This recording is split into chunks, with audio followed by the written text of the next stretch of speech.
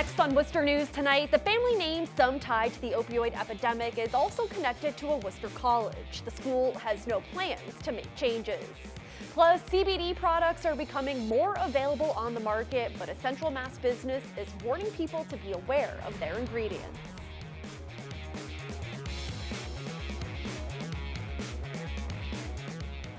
Good evening and thanks for joining us. I'm Olivia Lemon. High winds sweeping the area today. Temperatures did get pretty high, although it may not feel like it, with wind gusts reaching 45 miles per hour in some areas. Here's meteorologist Tim Kelly with the first look at our forecast.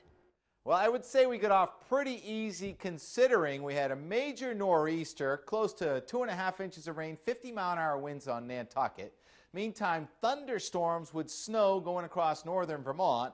In eastern Maine, that nor'easter produced 10 inches of snow in Washington County. And here we picked up about a ½ inch of rain. Temperature was 34 in the morning.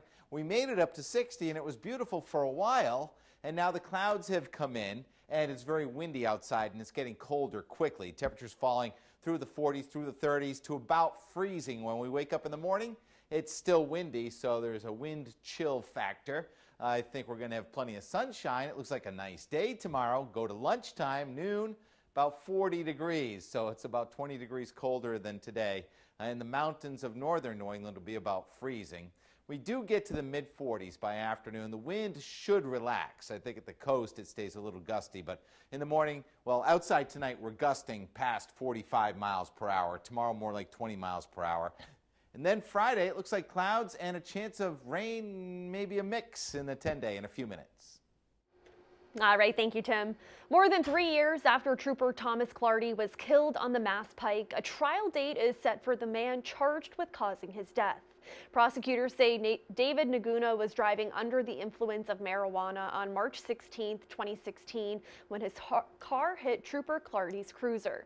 The 44-year-old trooper was parked in the breakdown lane on the Mass Pike in Charlton, conducting a motor vehicle stop. He died at the scene. Naguna's trial is set for August 5th. Jury selection is expected to begin August 1st. Under a new timeline, National Grid is expected to finish upgrading electrical vaults on Main Street in Worcester in about 3 years. The original timetable said the project would take more than a decade. The city manager told the council Tuesday night 4 of the underground vaults will be upgraded this year, 2 in the summer and 2 in the fall, and the remaining 8 will be done over the following 2 years. The work on the vaults should be completed around the same time as the Main Street reconstruction and resurfacing project. A building on Clark University's campus is drawing some attention this week. The school's science center is named after philanthropist Arthur Sackler. Members of his family founded the company who developed a drug central to the opioid crisis. Our Chandler Walsh spoke with students and joins us now with more on their reaction as well as what the university is saying. Chandler? Olivia, one student says it's been a frequent topic of conversation on campus. Another says Clark University's motto is challenge convention, change our world, and he's not sure keeping the Sackler name matches its philosophy. Who we accept money from defines our morals in many cases. Clark University student Abiram Kalori speaks on the school's decision to keep Arthur M. Sackler's name on its science building.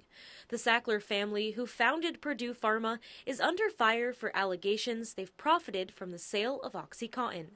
Kalori says the school can't ignore the connection to the opioid crisis. To associate Clark with the Sackler family name and all of the millions of lives that they have destroyed would be just infringing upon all the good that our university has done. The Sciences Center was built in 1985 with a donation from Arthur Sackler. Under the agreement, it was named after him.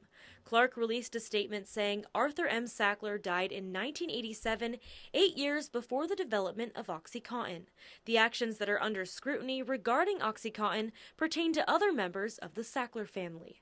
Senior Joe Mogul supports Clark and says renaming the building would only hurt students like him who benefit from money donated to the school. Renaming the building over the OxyContin issue, if the building is named after a man who died before OxyContin as a substance existed in the pharmaceutical marketplace, it doesn't seem right. Students like Luke Watson-Scherer say they understand the financial impact and why the school made the decision they did.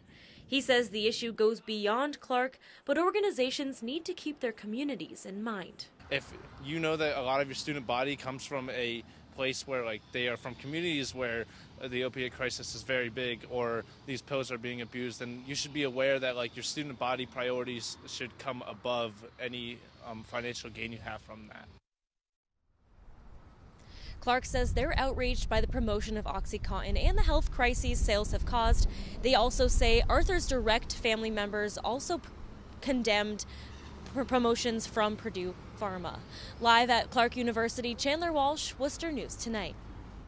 In the last 7 months, there have been 82 confirmed cases of the flu in Worcester. And in Gardner, dozens of students at a middle school are out sick this week with flu-like symptoms. 81 kids were out sick Monday. 64 were still out yesterday. Last weekend, many students participated in the school's production of Annie Jr. The school district says students were tired after 12-hour days, and it may have helped spread the illness. We spoke with the mother of a student who's back home after a 105-degree fever and a trip to the ER. I feel like this flu came out of the blue. I wasn't even thinking about it, and it just hit. So far, school has not been canceled, but many kids were not able to attend a week-long field trip to New Hampshire. CBD products are becoming more available across Massachusetts. The compound is different from THC, which is found in marijuana. They both derive from the cannabis plant, but their effects are different. And a Central Mass company is advising people who buy CBD products to be aware of what is in them. Our Rosalind Clardy joins us now with more on the growing industry in Central Mass. Rosalind. Olivia, this company in Southbridge is the only one in Central Massachusetts licensed to have a hemp operation, and they are only allowed to have no more than 0.3% of THC in their products. At High Purity Extractions, they extract CBD oil from hemp plants for health and wellness products for the human and pet markets. Edibles, tinctures, topicals, cartridges. It's pretty versatile. CBD, also called cannabidiol, is found in hemp plants. Jeff Natel says the difference between CBD and THC found in marijuana is THC is more psychoactive. CBD is not non-psychoactive, so there isn't technically a high, but there is a certain amount of relief that you will get by taking in CBD. There is some THC in their oil. The Southbridge company is the only licensed commercial hemp operation in Worcester County. They work with Massachusetts-compliant farmers to perform extractions. They say to be compliant, the plant must test at 0.3% of THC or under. Same thing has to go with the oil itself. It cannot test any higher than 0.3. It has to be below that. The company says CBD oil has a lot of functions, including helping with stress and is anti-inflammatory. Meanwhile, St. Vincent Hospital Dr. George Abraham says there is not enough testing to show CBD has any medical benefits. He says people need to know where they're getting their CBD from. A lot of companies which have been marketing CBD oil or other ingredients of it and stating that it cures everything from Alzheimer's disease to cancers, so much so that the FDA has given warnings to some of these companies about false claims. The Southbridge company says there are a lot of CBD products on the market not compliant with Massachusetts law. They recommend people do their research when buying the products. A, they could not have the proper amount of CBD that they state, and it could give you a bad idea of what CBD is all about. It might not work for you. And B, there could be heavy metals because we don't know where these things are coming from. The company doesn't distribute any CBD products right now, but hope to in the future. Rosalind Flaherty, Worcester News Tonight. Cherry Valley and Rochdale residents can expect to see some short-term financial relief on their water bills. More than 1,200 residents subscribed to a water district where they were forced to pay more than $95 above the state average. At a meeting Tuesday night, water commissioners dropped a $29 base charge for the next 2 months and lowered the rate from $145 per month to $120 per month. Residents like Stephanie Trainer say high costs could force them out of their homes. It will help a little bit, but it's not a long-term solution. It's only 2 months and it's only $29 off of our bill. So it's not going to make a huge difference. But like I said, anything helps right now. And this is the first change that we've had since we've connected to Worcester Water, which was over 2 years ago. And the $29 base charge drop will only last until the end of the fiscal year. Residents are hoping the price will continue to go down. An Auburn couple is trying to find a new place for their grandmother. They want to build a tiny home on their property, but zoning bylaws don't allow it. Now they're hoping to amend it and give their loved one a better place to live. Our Brittany Schaefer joins us now with more on their story. Brittany? Olivia, the proposal would only allow tiny homes on properties with a single-family house. The Karens say the home they want costs about $50,000 and could be beneficial to many in town.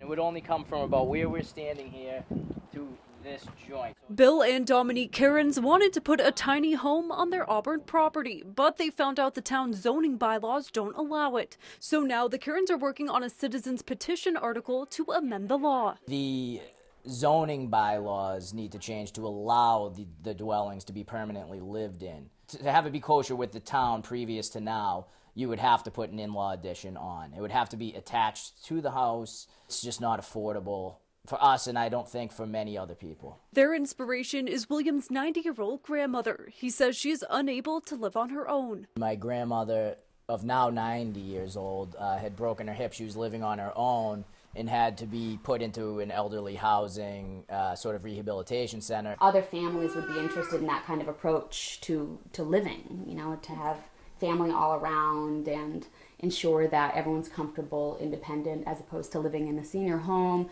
with a split room, multiple roommates. Dominique says a tiny home would cost half the price of an addition and would be adaptable. Not only because it's on wheels, but it could have a later life. For instance, when we no longer need the tiny home for his grandmother, we can tow it off and bring it to Vermont and use it as a little getaway. If the tiny house article passes with a 2/3 majority at the town meeting, it will then go on to the Attorney General. The couple says they've gotten great feedback from residents in town. We've had people in the neighborhood come by, stop by.